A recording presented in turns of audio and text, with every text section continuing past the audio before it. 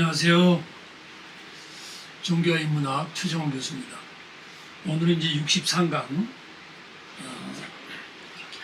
방해와 방패라는 제목을 가지고 한번 강의해 보겠습니다.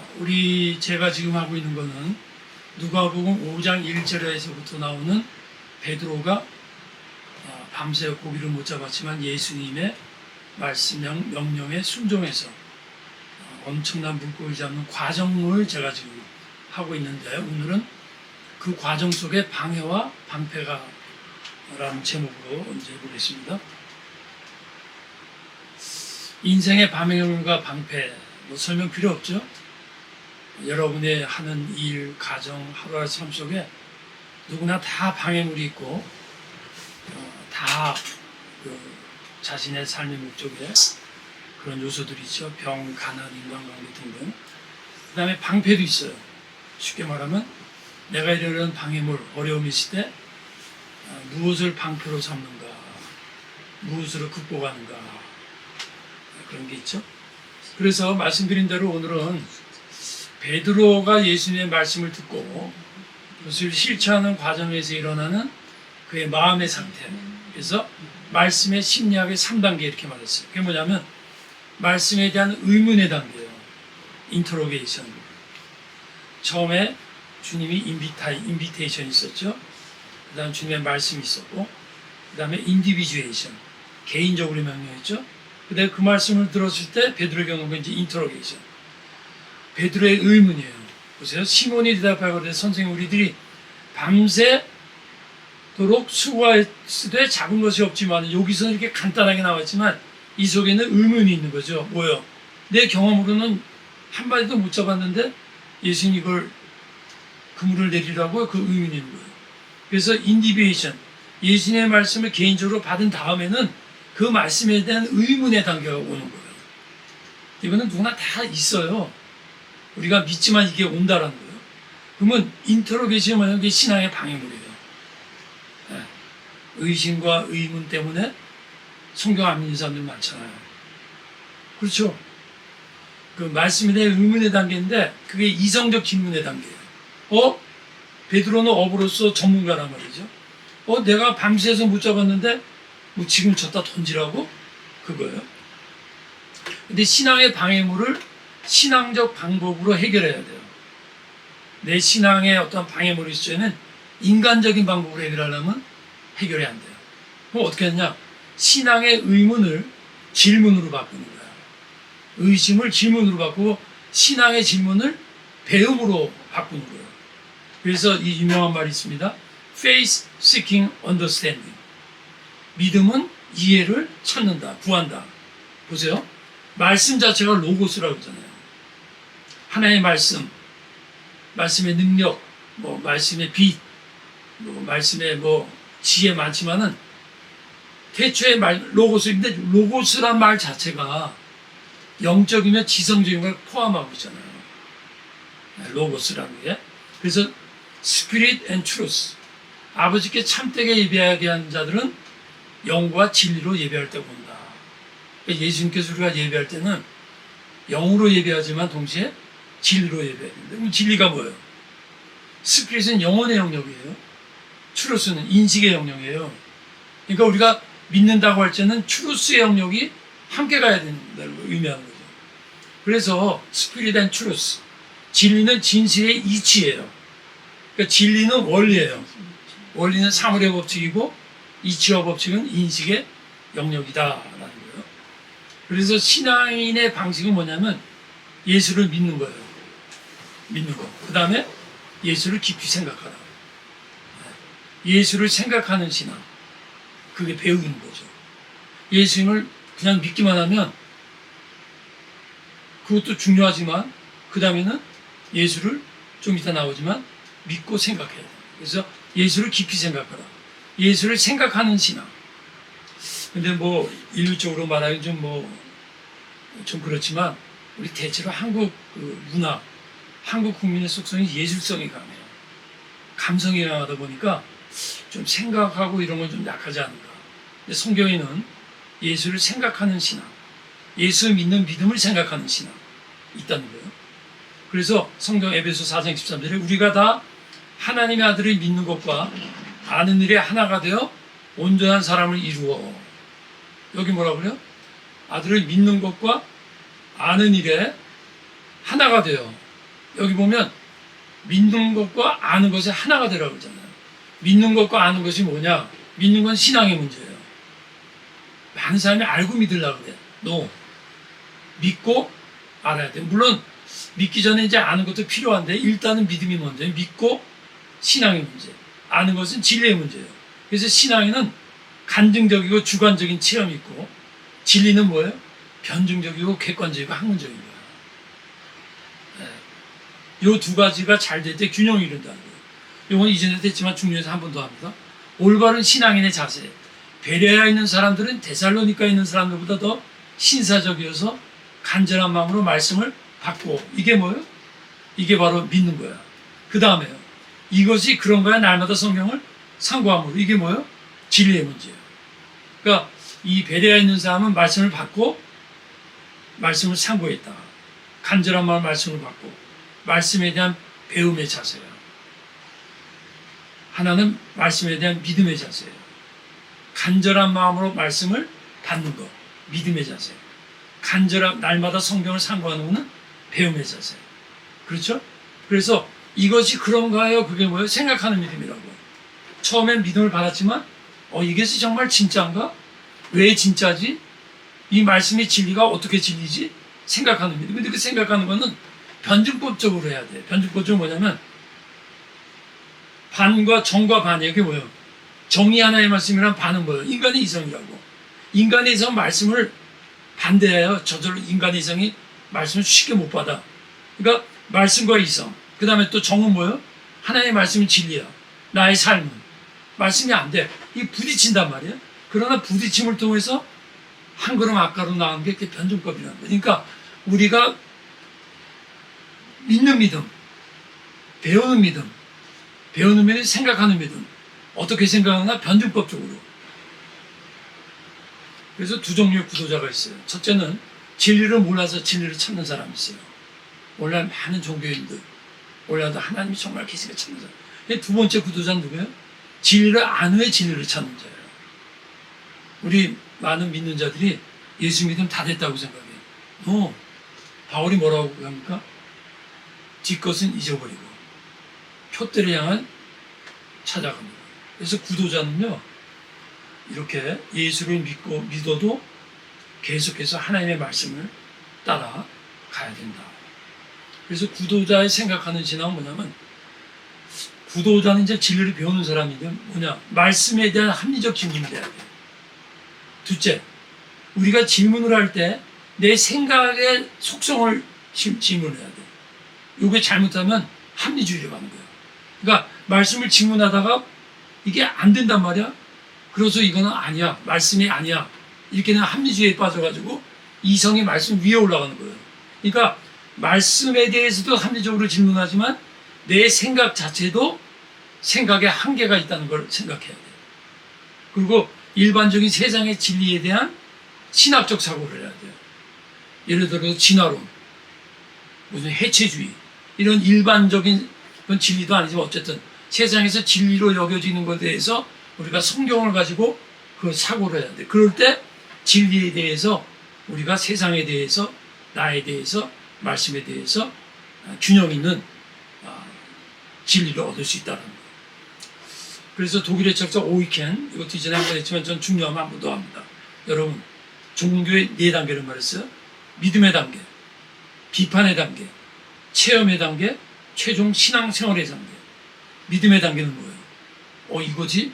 날마다 말씀을 받고. 비판의 단계는 뭐예요? 이것이 그런 거야? 날마다 상고했다. 체험의 단계는 뭐예요? 그 말씀을 가지고 사는 거야. 체험하는. 그 다음에는 그것이 나의 생활에 철학이 되고 신념이 되는 거예요. 그래서 말씀을 의심 없이 수용하는 단계, 믿음을 향해 질문하는 단계, 질문에서 체험으로 넘어가는 단계, 신앙이 최종 단계 뭐예요? 신앙이 신념화가 되는 거야. 신앙 자체는 신념이 아니에요. 그러나 신앙이 체득이 되고 배우고 깨달으면서 나에게 의식이 되면서 나의 삶의 철학이 될 때, 그때 기독교가 문화가 되고 내 개인의 삶 속에 기독교 가치관이 꽃이 핀다 그 얘기입니다. 이해가 되시죠? 그 다음에 말씀에 대해서는 왜 질문을 하냐. 아까 제가 변증법적 관계를 말했지만 말씀의 속성이 있어요. 그건 뭐야? 하나님의 말씀이거든. 하나님의 말씀이 뭐야? 하나님의 사상이에요. 절대자의 지성이란 말이야. 그러니까 이게 하나님의 말씀은 하나님의 생각이잖아. 근데 인간의 속성은 뭐야? 인간의 이성이라고. 내가 자주 비유했지만 강아지가 아무리 주인 말을 알아들어도 어떻게 인간의 생각을 알 수가 있어요? 몰라요. 근데 우리 인간이 절대자 하나님을 알 수 있다는 거야. 이게 엄청난 거거든요. 근데 그 과정에는 질문을 안 할 수가 없는 거예요. 인간의 사상이 있고 우리는 뭐야? 피조물이거든. 피조물의 지성과 창조주의 지성이 딱 부딪히는데 그럼 어떻게 돼요? 갈등의 원인이 거기 있는 거야. 그러니까 베드로가 내가 밤새 고기를 잡았는데 못 잡았거든요. 그게 갈등이거든요. 그게 신앙의 방해물이에요. 그러면 말씀의 이너 컨플릭트, 말씀 내면의 갈등이 일어난단 말이죠. 인터럽션. 우리 어린아이들이 이제 좀 자라면서 자꾸 엄마 아빠한테 질문을 하잖아요. 그냥 믿어. 그냥 믿는 거야. 이러면요. 이러면 중요한 건 뭐냐면 신앙은 그냥 무조건 믿는 거구나. 근데 어렸을 땐 그게 통해요. 대학교쯤 되면요. 떠나요. 교회 떠날 수도 있고 그냥 형식적으로 예배 드리는 거지. 물론 내가 완전히 이해는 못하더라도 이해 못하는 이성의 성격을 가르쳐줘야 돼. 우리 인간의 생각이 이렇다는 그 과정의 한계점까지는 가르쳐줘야 된다는 거지. 그래서 인터럽션, 말씀에 대한 내외적 방해물이 있다는 거예요. 그럼 신앙의 방해물이 뭐냐? 성경은 신자 우리에게 구름같이 둘러서 허다한 증인들이 있으니 이거는 우리의 방패예요. 우리가 어려울 때 우리 아버지가 이런 말 했더라. 우리 할아버지가 이렇게 겪었더라. 그게 나에게 힘이 된단 말이야. 그러나 모든 무거운 것과 얽매이기 쉬운 죄. 여러분 사람마다 좀 달라요. 어떤 사람은 집에 있으면 냉장고 문을 계속 연다고 그러더라고. 무슨 말인지 알죠? 그러니까 재밌게 표현한 거고 사람마다 죄의 약점이 좀 달라. 어떤 사람은 다 좋은데 남을 너무 비판을 많이 해. 어떤 사람은 비판은 안 하는데 너무 게을러. 이런 거예요. 이게 다 얽매이기 쉬운 죄. 이게 신앙인의 방해물. 그 다음에 여러분 불신자의 방해물이 뭔지 아세요? 기가 막힌 말입니다. 믿는 너에게는 보배이나 믿지 아니하는 자에게는 부딪히는 돌과 넘어지게 하는 바위가 되었다는 거예요. 예수님이. 그러니까 여러분 예수님이요. 방해물인 거예요. 오늘 나중에 또 나와요. 왜 방해물이 되는지. 그러니까 우리한테는 예수님이 방패야. 믿지 않는 사람한테 방해가 되는 거예요. 네. 우리한테는 방해물이야. 죄가 믿지 않는 사람들한테는. 그게 기쁨이야. 자, 유대인과 헬렌의 방해물이 뭔가 보세요. 우리는 십자가에 못 박힌 그리스도를 전하니 유대에게는 뭐야? 꺼리끼는 거야, 십자가가. 이방인은 미련한 거야. 여기서 유대인 말 그대로 유대인은 이방인은 주로 그리스인들, 철학인들을 의미하는 거예요. 그러니까 유대인의 꺼리낀다는 그 말이 스칸달럼이에요, 스칸달럼. 스칸달럼의 원어가 방해물이라는 거예요. 그러니까 복음이 방해물이 되니까 유대인들한테는 우리는 복음이 우리의 삶의 방패잖아. 믿지 않는 사람들이 그게 방해물이라는 거예요. 이 스캔들이란 말 있죠, 스캔들. 스캔들이 스캔달럼에서 나온 거예요. 왜냐, 유대인들은요, 메시아 개념이 현실적, 정치적 구원자야 돼. 근데 예수님이 십자가에 죽으니까 그건 아니야. 성육신 사상은 지금도 부정해요. 하나님이 인간이 될 수 없다는 거예요. 십자가 인간에게 가장 저주의 상징인데 메시아라고? 그러니까 그게 방해물이 되는 거야. 이방인의 미련한 거, 모리안, 모론, 스페인에서 모론, 이게 먼저 바보란 뜻이에요. 그러니까 그리스 사람들이 볼 때는 복음이 바보야. 유치해. 십자가? 유치해. 그건 너네 철학적으로는 그건 체계화도 안 된 유치한 거야. 왜? 합리주의적 관점에서 보니까 말이 안 돼. 인본주의 철학 사상에 볼 적에는 풀리시, 바보. 그래서 자연주의 사상은 우주와 인간이 우연으로 스스로 존재한다고 생각하고 불가지론자들한테는 진리는 우리가 알 수 없다니까 이런 사람들한테는 다 그렇게 보여요. 자, 신자의 방을 불신자의 방을. 신자의 방을 영적으로는 사탄의 공격이에요. 여러분, 이 사탄은요, 이제 다음 강의 때 계속 시리즈로 나오겠지만, 사탄은요, 자기를 숨겨요. 사탄이란 말을 안 하게 해요. 무슨 일이다 문제적인 마귀 역사라 그러면 웃어요. 무슨 마귀가 어디 있어? 그게 마귀의 역사예요. 영적으로 불신자들한테 예수 그리스도가 가장 방해물이에요. 지성적으로는 우리에게는 의심, 유혹, 불신자들에게는 절대적 진리라는 것이 이 사람들은 방해물이야. 그런 거 없다는 거야. 인간적으로 우리의 예자, 불신자들은 정체성이 없는 거예요. 우리 신자들에게는 죄성과 피조물성, 불신자들에게는 혼돈, 신자는 심리적으로는 뭐예요? 자아중심성, 불신자는 불안과 허무감. 도덕적으로 우리에게 방해물은 비신앙적 행위예요. 믿지 않는 사람들은 양심의 소리가 아직도 있거든. 우리가 이거 없애려고 하는 거야. 그 다음에 사회적으로는 내가 갖고 있는 이 세상에 살면서 소셜 이미지가 있어. 사회적 자아성이 하나님의 자녀라는 걸 자꾸 무너뜨려. 내가 하나님의 자녀인데 사회에서 평가하는 것 때문에 스스로 자아상이 무너져. 사회적으로는 불신자들은 뭐가 방문제죠? 개인적 자율성. 인간이 주인이라는 거예요. 문화적으로는 우리는 세속화. 보편적 가치. 자, 믿음의 방해. 우리에게는 일반적 합리주의. 일반적 경험. 여기서 제가 말하는 게 일반적인 거예요. 일반적 자연주의. 일반적 지성. 방패는 뭐예요? 일반적 합리주의를 우리가 이길 수 있는 게 뭔지 아세요? 말씀에 대한 합리성. 말씀으로 이기는 거예요. 일반적 경험주의에 대해서 쉽게 표현하면 거예요. 우리가 정신할 차리면 내 경험대로 산다 그 얘기예요. 그런데 그걸 어떻게 이길 수 있느냐? 하나님 말씀을 체험해서 아, 하나님이 나에게 이렇게 역사했구나. 제가 요새 몸이 좀 아파가지고 기도를 받아갖고 많이 좋아졌어요. 이게 경험이에요. 그러면 뭐예요? 내 일반적 경험으로 이렇게 고민을 했어. 아, 나 수술 받는데 수술 잘못됐나 봐. 5개월이 지나도 이게 안 아프네? 안 믿는 사람 같으면 그냥 낙마하고. 근데 내가 기도를 받았단 말이에요. 요즘 간증입니다. 증말입니다. 그럼 내가 하나님 체험했잖아. 그러니까 일반적인 경험을 이기는 거야. 그러니까 우리는 일반적인 경험을 없앨 수 없어요. 근데 정신 안 차리면 일반적인 생각, 일반적인 경험, 그거 갖고 살아요. 깨어있으라가 뭐냐면 일반적인 걸 무시하는 게 아니라 일반적인 것이 나를 엎으라고 그럴 때 그걸 치고 올라가라 그 얘기예요. 일반적 지성 뭐예요? 나 같은 사람 특별히. 나 책 읽기 좋아하거든요. 근데 책만 많이 읽다 보면 어느 날 갑자기 말씀에 대해서 이게 다운돼 있어. 그럼 어떻게 돼? 말씀 있고 말씀으로 일반적인 진리를 내가 분별하는 의식이 오게 돼 있어요. 믿음의 방해 뭐 인본주의 사상, 과학적 실증주의, 자유주의 신학, 일본적 종교병, 믿음의 방패는 뭐예요? 신본주의, 신앙적 실존주의가 조그맣게만한 신앙 안에서 체험하는 거예요. 자유주의 신학은 복음주의 신학으로 그것을 이론을 파는 거예요. 일반적 종교검이 뭐예요? 세상 사람들도 종교검이 있거든. 불교의 체험이 있거든. 우리는 말씀의 초월 경험. 세속적 가치관, 신앙의 핍박이고 다 비슷한 얘기입니다.